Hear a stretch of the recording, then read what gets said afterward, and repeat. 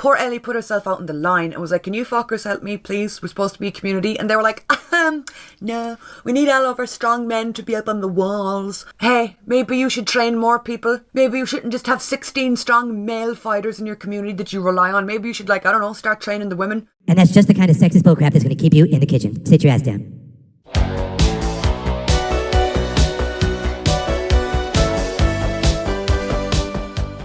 Rob, Last of Us Season 2 will suffer a major drop in viewership before the end of the last episode. Yeah, that's a wild overreaction. No.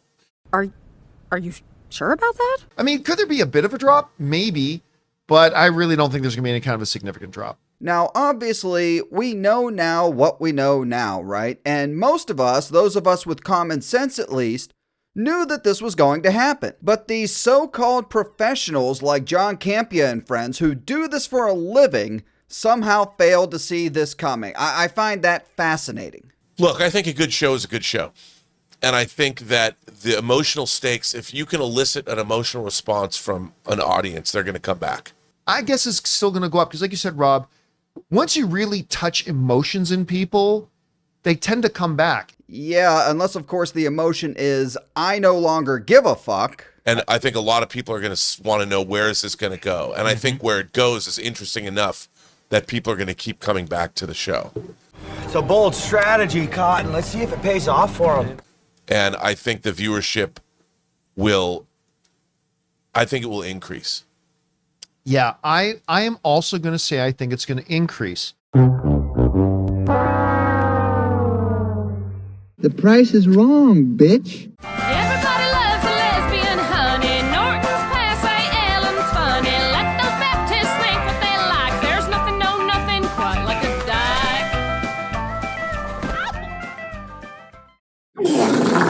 dyke. Ellie being gay was something that was established right from the self-tape email that I got. Craig wrote a description of the character of Ellie, and he wrote, Ellie's gay and doesn't care what you think about it. And I remember reading that, being like, that's cool. And a lot of times when you have a gay love story where it's like, it's just all about the fact that we are finding love and we're coming out of the closet and people don't accept us and like, those are important stories. No. Isabella Merced was a fresh face for season 2. She was so fun to work with. Yeah, Bella, baby, I bet you had fun working with her. The guys who are complaining about Bella Ramsey's casting because they don't think she's hot enough to, goon over. My God, these people are the definition of hypocrisy. They are upset at the internet for saying that Bella Ramsey isn't hot enough to goon over, quote unquote, and that people are weird for saying that. Again, one, because they don't think Bella's hot enough, which I think is a very weird thing to say about a character who's a child. But it's okay for them to goon over this child, his words, not mine, this child's lesbian sex scene. Well, I'm ready to see Al and Dina juicy. That's what I'm ready for. Let's go. That was the highlight of my day. They're in love. They're going to have a baby. Everybody's like, oh my God, you're so thirsty and objectifying everybody. I don't care. Those zombies aren't the only ones that are coming. You know what I'm saying? I was literally sitting when they're in their tents, and I'm like, "Are you guys just gonna fuck already? Like, please." Did they finger through the pants? And I love throwing Jesse in the mix here. It's a great situation to have this triangle of love between the three people here, and how that's all going to go down. Michael getting what he wants, a throuple in this show. What the fuck? That's what this is about. It's just just getting that cake. Or, in Ellie's case, getting Dina's cake. All up in her mouth. Which I think is a very weird thing to say about a character who's a child. Yeah, I think this guy needs to look in the mirror before he starts criticizing other people for what they're saying. Hit the like button if you agree. Run. People aren't even given constructive criticism.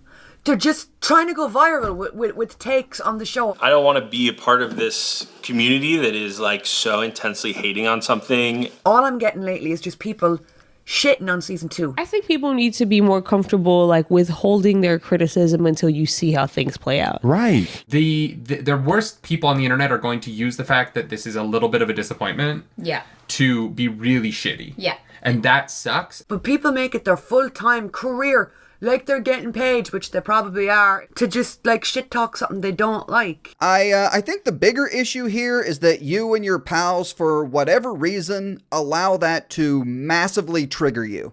I can't believe the amount of hate I've seen on Twitter, and most of it is just simply about Bella Ramsey's looks.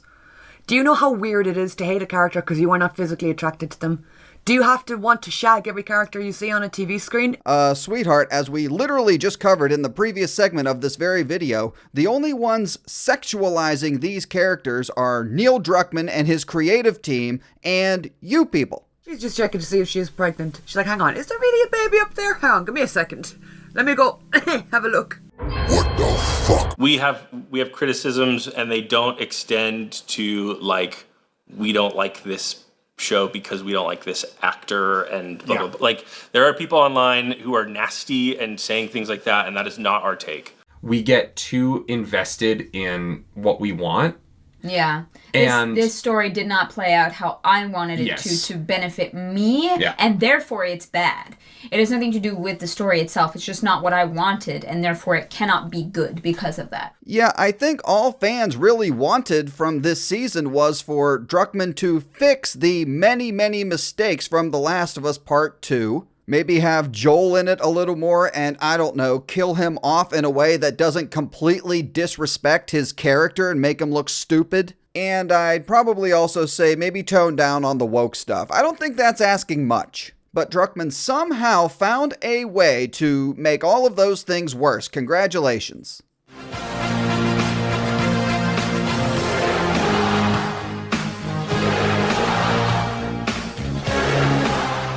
Neil Druckmann got so much shit when this game came out. Oh boy.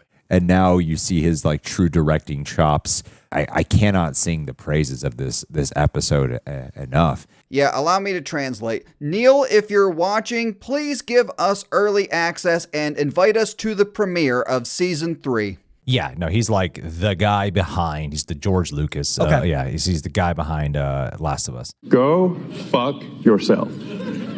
Somehow they managed to take this relationship with him and Ellie, this backstory, this detailed depiction of Joel, and make it stronger than the game. Wow. God, that might be the biggest crock of shit I've heard from any of these people. My guess is that Mazin and Druckmann, it doesn't matter what kind of blowback they're getting. I think they have the story that they want to tell, and I don't think the vocal minority is going to change the trajectory of that story. It's why you fail. Vocal minority, huh? Yeah, keep telling yourself that.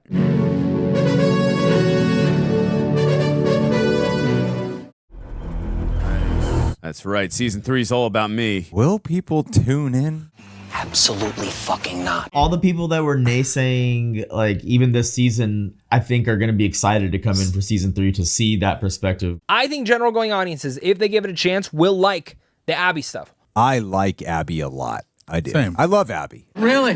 What a shock. The Abby stuff is better. But it'll be interesting to start a new season with a character that we're kind of like, I don't really know you, or maybe don't even like you that much at this point. Or even more people will abandon this show. There's lessons to be learned, and I think season 3, they're going to have a much more stronger story to tell, and I think you're going to see the best of their stuff again here in season 3. We let you both live, and you wasted it.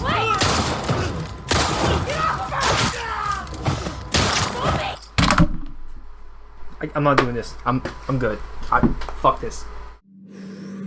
In the business, we call this foreshadowing. All right, everyone. Thanks for watching. Make sure to go back and check out part 1. If you missed it, should be a link on your screen. And if you enjoyed the video, please like and subscribe.